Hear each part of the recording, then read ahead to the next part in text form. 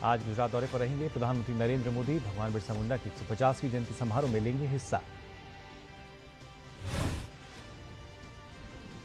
इस दौरान पीएम मोदी 9,700 करोड़ रुपए से अधिक की विभिन्न बुनियादी ढांचा और विकास परियोजनाओं का उद्घाटन और करेंगे शिलान्यास।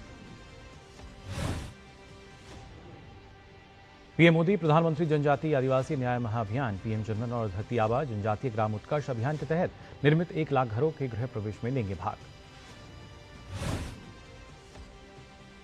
गृह मंत्री अमित शाह ने भगवान बिरसा मुंडा की 150वीं जयंती के अवसर पर एक्स पर की पोस्ट कहा, उनका जीवन हर एक राष्ट्रप्रेमी के लिए प्रेरणा का अक्षय स्रोत।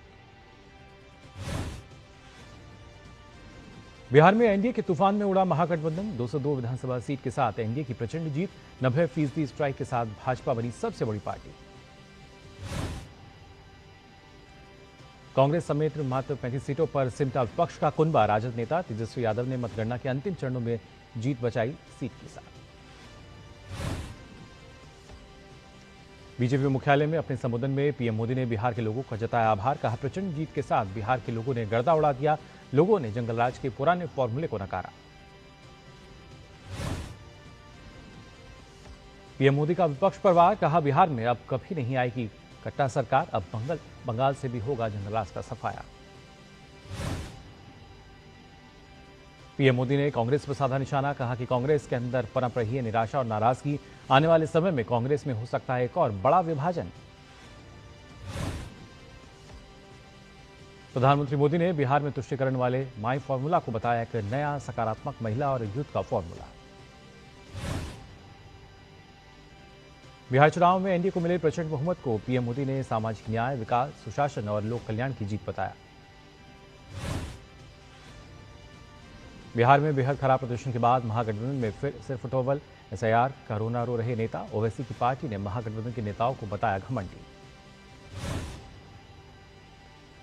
बिहार चुनाव में एनडीए की जीत पर नीतीश कुमार ने सभी मतदाताओं को जताया आभार। कहा, जल्द ही बिहार देश के सबसे ज्यादा विकसित राज्यों की सूची में होगा शामिल। सीएम नीतीश कुमार ने एक्स पर लिखा कि बिहार की डबल इंजन सरकार अगले 5 साल बिहार को विकास की ओर ले जाने का काम करेगी। बिहार में एनडीए की प्रचंड जीत को भाजपा के राष्ट्रीय अध्यक्ष जेपी नड्डा ने बताया जनादेश की सुनामी। नड्डा ने कहा कि बिहार और देश की जनता को पीएम मोदी पर विश्वास। पटना में बिहार विधानसभा चुनाव में एनडीए को मिले भारी बहुमत के बाद सियासी गतिविधियां तेज। सुबह से ही मुख्यमंत्री आवास पर लगा नेताओं का तांता। बिहार सरकार में मंत्री विजय कुमार चौधरी सीएम हाउस पहुंचकर नीतीश कुमार से उन्होंने की मुलाकात। जिसके बाद संजय झा, ललन सिंह और नितिन नवीन समेत कई नेता मुख्यमंत्री के आवास में मौजूद। बिहार में एनडीए की प्रचंड जीत पर उत्तराखंड के मुख्यमंत्री पुष्कर सिंह धामी ने कहा कि बिहार की जनता ने प्रधानमंत्री मोदी और एनडीए के विकास के नाम पर मुहर लगाई। एनडीए की जीत पर महाराष्ट्र के मुख्यमंत्री देवेंद्र फडणवीस ने भी जताई खुशी। कहा, बिहार की जीत पीएम मोदी और नीतीश कुमार पर विश्वास का प्रमाण। मुख्यमंत्री मोहन यादव ने भी एनडीए की जीत के लिए बिहार की जनता को दिया धन्यवाद। कहा कि ये जीत पीएम मोदी और मुख्यमंत्री नीतीश कुमार के कुशल नेतृत्व का परिणाम है। एनडीए की ऐतिहासिक जीत पर चिराग पासवान ने कहा कि जनता ने विकास को देखते हुए अगले 5 साल के लिए डबल इंजन की सरकार को चुना है। बिहार भाजपा प्रदेश अध्यक्ष दिलीप जायसवाल ने जताया जनता का आभार। उन्होंने कहा कि अगले 5 वर्षों में हमारी सरकार जनता की आकांक्षाओं को पूरा करने का करेगी काम। एनडीए की जीत पर बोले जेडीयू नेता राजीव रंजन ललन सिंह। बिहार के लोगों ने विकास पर लगाई मोहर। बिहार के लोगों ने नीतीश कुमार के नेतृत्व और उनके काम को दी प्राथमिकता। भाजपा नेता सुकांत मुजुमदार ने एनडीए की प्रचंड जीत पर जताई खुशी। कहा कि बिहार की जनता को सुशासन सरकार पर भरोसा। बिहार के बाद अब बंगाल की जनता भी जंगलराज को करेगी खत्म। बिहार में एनडीए को मिली जीत के बाद भाजपा नेता शुभेंदु अधिकारी ने दिया नया नारा। कहा, बिहार की जीत हमारी है, अब बंगाल की बारी है। जम्मू कश्मीर के नगरोटा और ओडिशा के नुआपाड़ा के विधानसभा उपचुनाव में भाजपा ने दर्ज की जीत। पीएम मोदी ने नवनिर्वाचित विधायक देवयानी राणा और जय ढोलकिया को दी बधाई। 3 दिवसीय नागालैंड के दौरे पर केंद्रीय वित्त मंत्री निर्मला सीतारमण। दीमापुर में नागालैंड टूल रूम एवं ट्रेनिंग सेंटर में AI centre of excellence for skilling का किया उद्घाटन।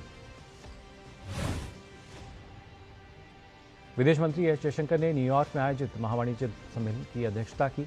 एक्स पर तस्वीर साझा करके दी जानकारी। सम्मेलन में भारतीय दूतावास और वाणिज्य दूतावासों के प्रतिनिधि हुए शामिल। द्विपक्षीय संबंध और प्रवासी गतिविधियों पर की गई समीक्षा। जम्मू कश्मीर के नौगांव पुलिस स्टेशन में धमाका। पुलिस थाने के अंदर हुआ भीषण विस्फोट। अमोनियम नाइट्रेट की एक खेप की जांच कर रही थी FSL team.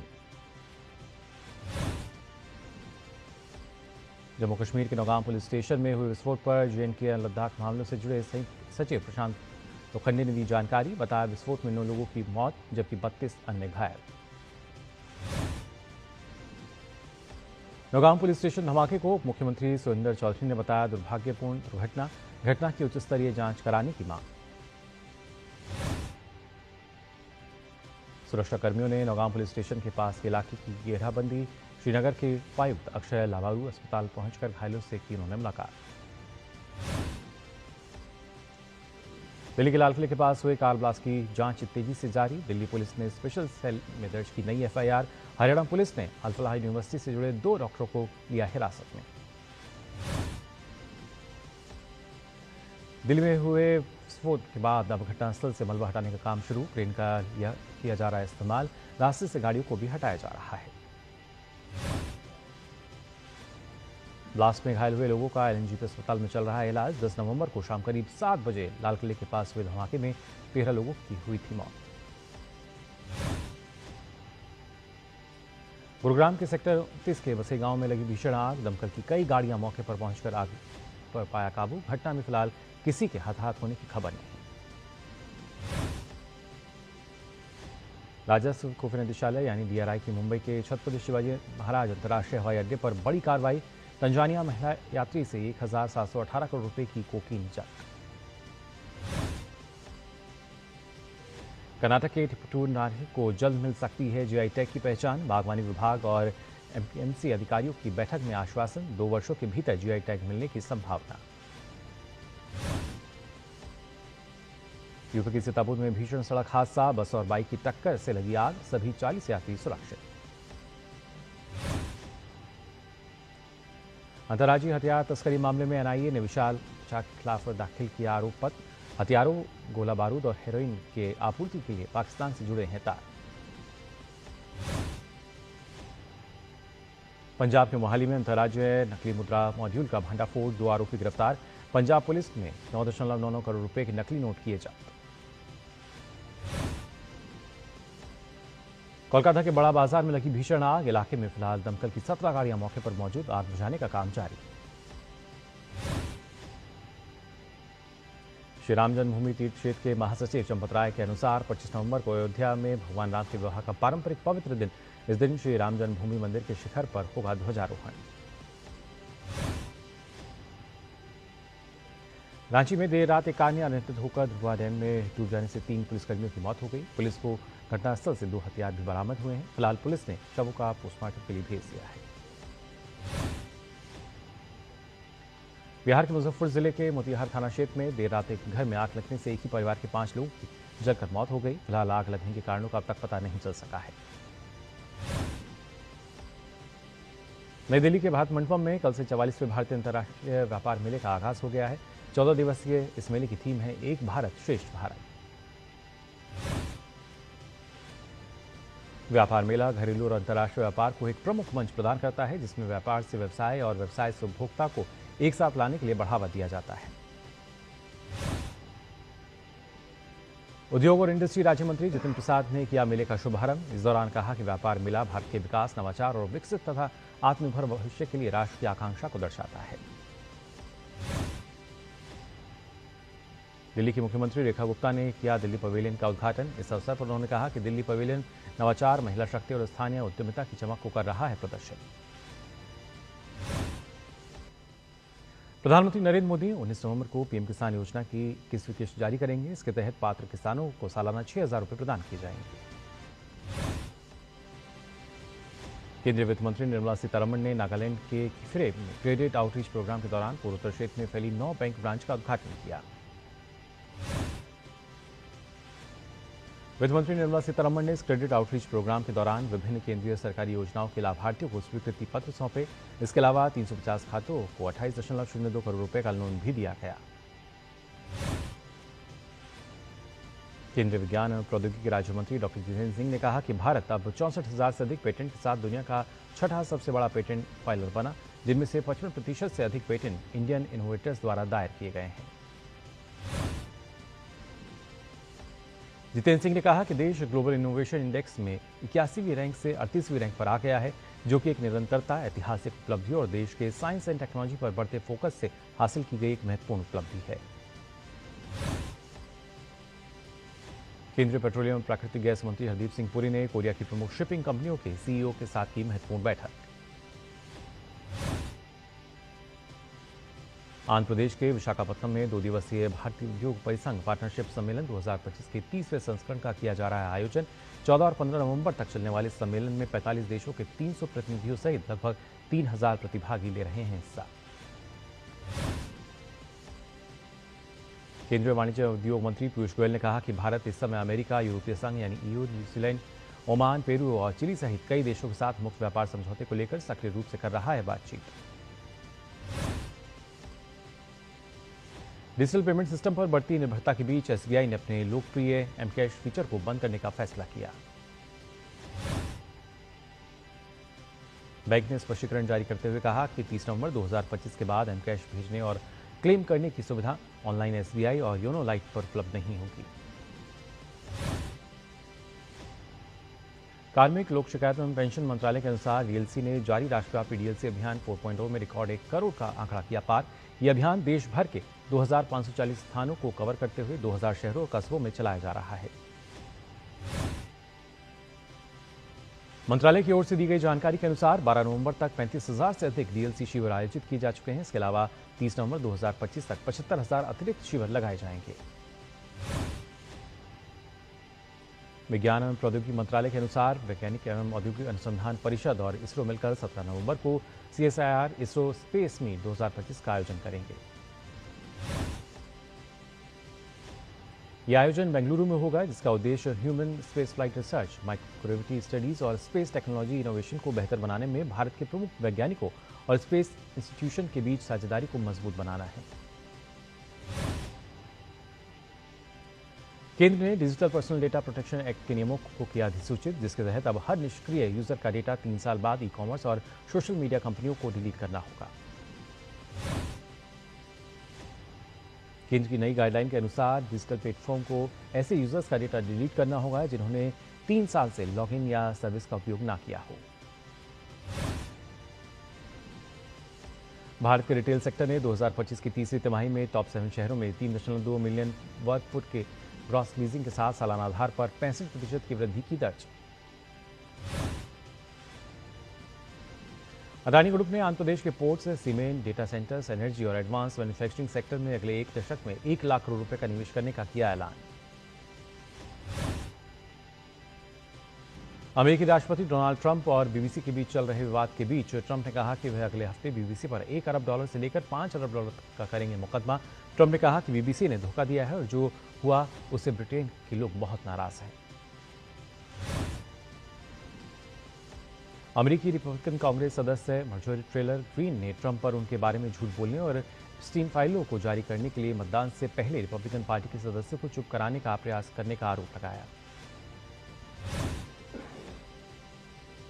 Marjorie Taylor Greene ने सोशल मीडिया पर पोस्ट कर कहा कि ट्रंप स्टीन फाइलों को जारी करने का विरोध कर रहे हैं और उन पर अगले हफ्ते होने वाले मतदान से पहले बाकी सभी रिपब्लिकन को डराने के लिए उन्हें निशाना बना रहे हैं। रूस ने यूक्रेन पर भारी ड्रोन और मिसाइल से किया हमला, जिसमें कीव में 6 और दक्षिण में 2 लोगों की मौत हो गई। ये हमले ऊर्जा सुविधाओं, अपार्टमेंट इमारतों और बुनियादी ढांचे पर हुए। राष्ट्रपति ज़ेलेंस्की ने कहा कि रूसी सेना ने 430 ड्रोन और 18 मिसाइलों का इस्तेमाल किया और कीव ने लंबी दूरी के हमलों से जवाब दिया। ये राजधानी पर अब तक के सबसे बड़े हमलों में से एक था। संयुक्त राष्ट्र के प्रवक्ता स्टेफन दुजार्क ने कहा कि संयुक्त राष्ट्र महासचिव एंटोनियो गुटेरेस रूस द्वारा यूक्रेन के कई क्षेत्रों पर किए गए बड़े पैमाने पर मिसाइल और ड्रोन हमले की कड़ी निंदा करते हैं। उन्होंने कहा कि ये हमले अंतर्राष्ट्रीय मानवीय कानून का उल्लंघन है।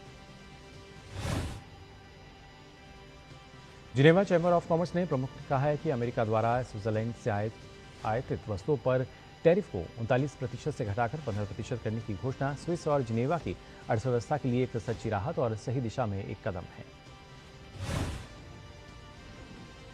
स्विस सरकार ने कहा कि नई रूपरेखा व्यापार समझौते में स्विस कंपनी द्वारा 2028 के अंत तक अमेरिका में $200 बिलियन का निवेश करने का वादा शामिल है। फ्रांसीसी पुलिस ने पेरिस के मध्य में स्थित मॉन्टपर्न स्टेशन में चाकू लहराते हुए एक व्यक्ति को गोली मारकर घायल किया, जिसने बाद में खुद को चाकू से घायल कर लिया, जिसके बाद उसे तुरंत अस्पताल पहुंचाया गया। फ्रांस पुलिस के अनुसार उस पर घरेलू हिंसा का आरोप था और सितंबर में उससे 18 महीने की लंबित सजा मिली थी। घटना के कारण स्टेशन को खाली कराया गया। अमेरिकी सेना की दक्षिणी कमान ने पश्चिमी अटलांटिका महासागर में गेराल्ड आर फोर्ड विमानवाहक पोत के हमलावर समूह की तस्वीरें जारी की हैं।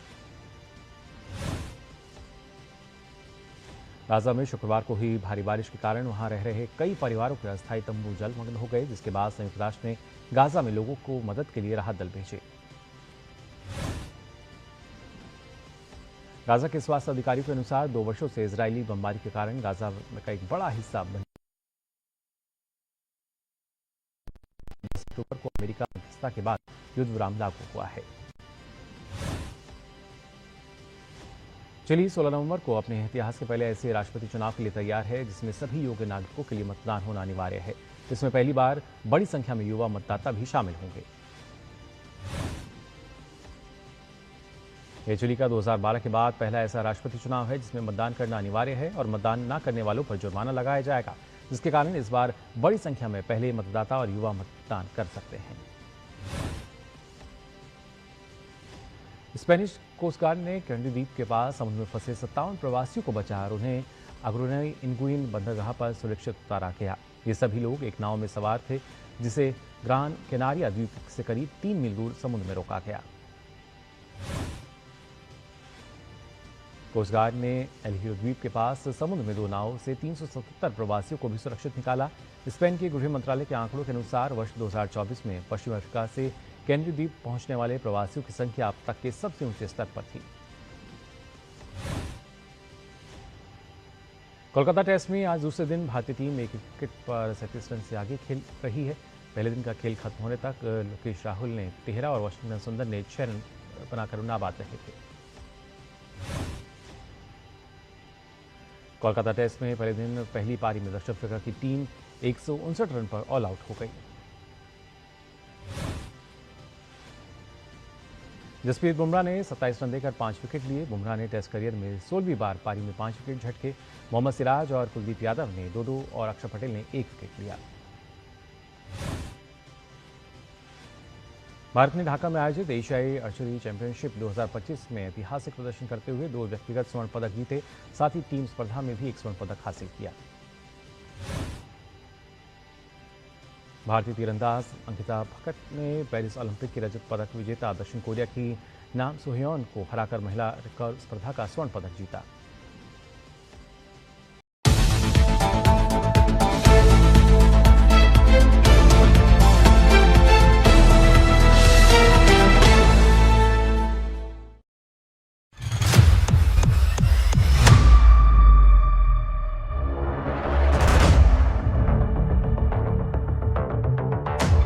जहां जिंदगी गुजर जाती है एक सच की तलाश में, और कहीं एक सच बदल देता है जिंदगी का नजरिया। पर वो कहते हैं ना, सच की कोई शक्ल ही नहीं है,